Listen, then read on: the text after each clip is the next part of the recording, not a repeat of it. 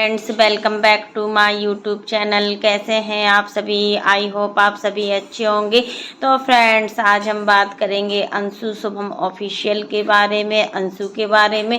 तो फ्रेंड्स, आज ऐसा क्या हो गया जिससे अंशु को अपने पापा की बहुत ज़्यादा याद आ गई और बहुत ज़्यादा अंशु नर्वस हो गई। तो फ्रेंड्स, आज अपना अंशु ने जो कुछ भी बताया है अपने पापा के बारे में बताया है कि उनके पापा कैसे थे और क्या थे। तो फ्रेंड्स, यहाँ पर ये देखने को मिला है कि उनके पापा बहुत ही होनहार थे और वो एक ऐसे इंसान थे जो समाज के लिए कुछ करना चाहते थे, गांव वालों के लिए कुछ करना चाहते थे और उन्होंने ये सब चीज़ करते करते ही अपना जीवन समाप्त कर दिया। यही चीज़ का अंशु को बहुत ज़्यादा दुख है कि वो अपने पापा के लिए कुछ नहीं कर पाई और उनके पापा चले गए, क्योंकि जब अंशु छोटी थी तो तभी से ही अंशु को अपने पापा से बहुत ज़्यादा लगाव था। हर चीज़ वो पापा के साथ शेयर करती थी। ऐसा कोई भी चीज़ नहीं थी जो अंशु पापा के साथ शेयर नहीं करती हो। कोई भी हो, कॉलेज से लेकर या कुछ भी कोई बात होती थी तो अंशु सबसे पहले अपने पापा से बात करती थी, उसके बाद ही अपने भाई और अपनी मम्मी से बात करती थी। इसके अलावा वो किसी से बात करना ज़्यादा पसंद नहीं करती थी। तो फ्रेंड्स, अंशु ने आज बताया हुआ है कि उनके पापा ने अपनी लाइफ में बहुत ज़्यादा स्ट्रगल किया हुआ है, यहाँ तक कि लोगों के ताने भी मिले हुए हैं और जब वो उनका आखिरी समय था तब भी लोगों ने उनको नहीं छोड़ा और तरह तरह की बातें भी बनाई हुई हैं और बहुत कुछ भी सहा है। पहले इनके पापा रहते थे कोलकाता में बहुत ही अच्छे टीचर थे और इनका मैथ्स बहुत ही अच्छा था और इंग्लिश का तो बहुत ही अच्छे थे। इसी वजह से इनके भाई की मैथ्स और इंग्लिश बहुत ही अच्छी थी, बट अंशु की ये सब पढ़ाई में ज़्यादा मन नहीं लगता था और उसको पढ़ाई से ज़्यादा लगाव नहीं था, क्योंकि होता है ना, जब घर में एक बेटी होती है तो पापा के साथ उसकी अच्छी बॉन्डिंग होती है। यही सब चीज़ अंशु के साथ में था कि पूरा उसने जितना छोटा बचपना था उसका वो पापा के साथ लाड़ प्यार में निकाल दिया और उसको ज़्यादा पढ़ाई में ज़्यादा दिलचस्पी नहीं थी। अगर हम किसी चीज़ के प्रति लगाव रखते हैं तो हम उस चीज़ को ज़रूर हासिल कर लेते हैं, बट अगर हमारे अंदर किसी चीज़ के प्रति लगाव नहीं होता तो हम उसमें कभी भी सफल नहीं हो पाते। एक किसी भी चीज़ में देखा जाए, चाहे पढ़ाई में हो या किसी बिजनेस में हो या किसी भी चीज़ में हो, अगर हमारा मन लगता है तभी हम उस चीज़ को स्टार्ट करनी चाहिए, अन्यथा हमें स्टार्ट नहीं करनी चाहिए। तो यही अंशु के साथ हुआ। मतलब इतना सब लाड़ प्यार में रहने के बाद वो अपना पढ़ाई अच्छे से नहीं कर पाई। उसका भाई बहुत ही ज़्यादा इंटेलिजेंट था, बट वो भी नहीं रहा इस दुनिया में। हर चीज़ चली गई, माँ चली गई, बाप चले गए, भाई चले गए, बची अंशु।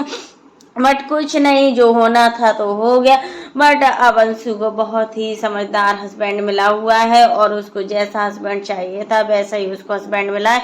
तो बता रही थी कि उनके पापा ने बहुत ज़्यादा ही स्ट्रगल किया है कोलकाता में रहते। बाद ये हुआ कि इनकी दादी की तबीयत खराब रहने लगी और फिर इनके पापा कोलकाता को छोड़कर फिर गांव आ गए और यहाँ पर उन्होंने दादी की खूब सेवा की और यहाँ तक माना जाता है कि दादी के साथ अंशु का संबंध बहुत ही अच्छा था। बहुत ही अच्छी दादी थी इनकी, अंशु को बहुत ज़्यादा प्यार करती थी और अंशु भी दादी को बहुत ज़्यादा प्यार करती थी। इनकी दादी इतनी कंजूस थी कि किसी को 1 रुपया भी देना नहीं जानती थी, बट अंशु के लिए तो उन्होंने इतना किया कि शायद आज इनकी दादी इस दुनिया में होती तो अंशु शायद कुछ कर पाती दादी के लिए और अपनी मम्मी पापा के लिए और अपने भाई के लिए, बट इनको कुछ करने का मौका ही नहीं मिला है। आज बहुत ज़्यादा उदास थी अंशु, यही सब चीज़ें बता रही थी तो बहुत बुरा भी लग रहा था कि देखो कितना उदास हो गई है। और मतलब जब कोलकाता से आए तो उनके पास कोई बिजनेस भी नहीं था, क्योंकि वहाँ तो ये टीचर थे। फिर इन्होंने अपना पीसीओ खोला,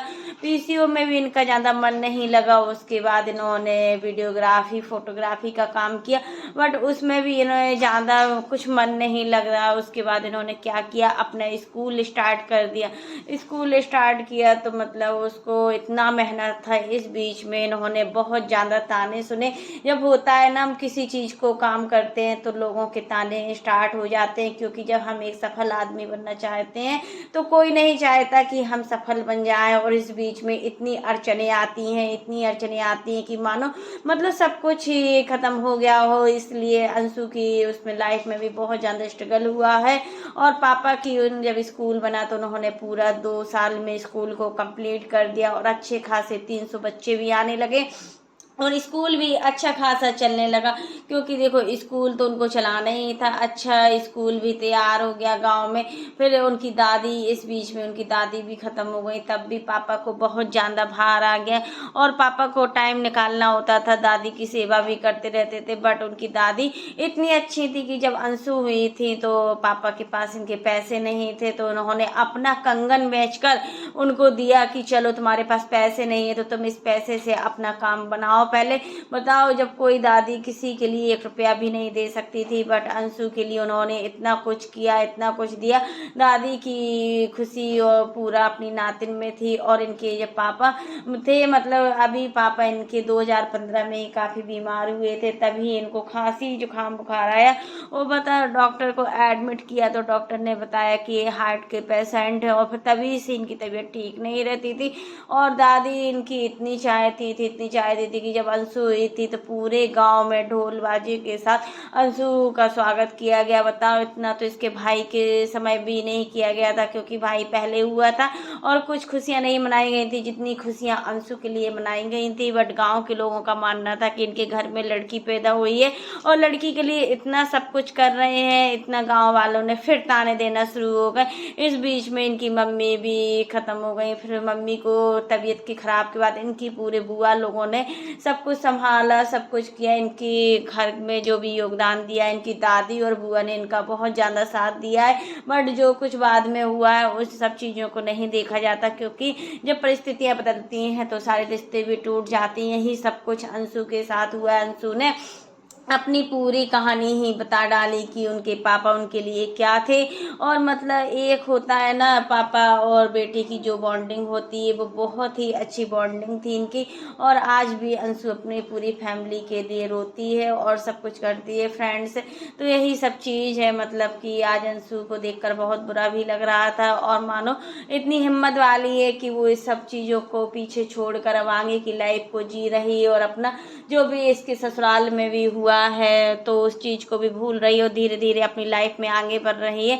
क्योंकि आगे तो इसको बढ़ना ही पड़ेगा, कब तक बचपना चलता रहेगा। और ये बचपना इसके लिए अब ठीक भी नहीं है, क्योंकि इसको अपनी सारी रिस्पॉन्सिबिलिटी को भी संभालना है। तो फ्रेंड्स, कैसा लगा आपको मेरा वीडियो पसंद आए तो लाइक कर देना, और अगर आप चैनल पर न्यू हो तो चैनल को सब्सक्राइब करना ना भूलना। फ्रेंड्स, आप लोग मेरे वीडियो को देखना बहुत ज़्यादा पसंद करते हो, आप लोग हमें बहुत ज़्यादा अपना प्यार और सपोर्ट देते हो, बट आप मेरे चैनल को बिल्कुल भी सब्सक्राइब नहीं करते हो। मेरे सब्सक्राइबर बहुत ही कम है और व्यूज तो ठीक ठाक है। तो यही चीज़ है कि आप लोग मेरे चैनल को सब्सक्राइब कीजिए और अपना सपोर्ट कीजिए, और इसी प्रकार के नए नए वीडियो को देखने के लिए आप मेरे चैनल पर बने रहिए और मेरे चैनल को ज़्यादा से ज़्यादा सपोर्ट कीजिए। तब तक के लिए बाय, टेक केयर, और फिर मिलते हैं नेक्स्ट वीडियो में। और आप लोग भी बताना कमेंट बॉक्स में अंशु और अंशु के पापा की बीच की बॉन्डिंग कैसी लगी आप लोगों को, और इनकी दादी और बुआ जो भी इन्होंने सब किया है वो सब क्या है, और सब चीज़ आप लोग कमेंट बॉक्स में बताना कि अंशु कैसी लड़की है। अगर अंशु समझदार है तब भी आप लोग बताना, अगर नहीं है समझदार तब भी बताना। तब तक के लिए बाय, टेक केयर, फिर मिलते हैं नेक्स्ट वीडियो में।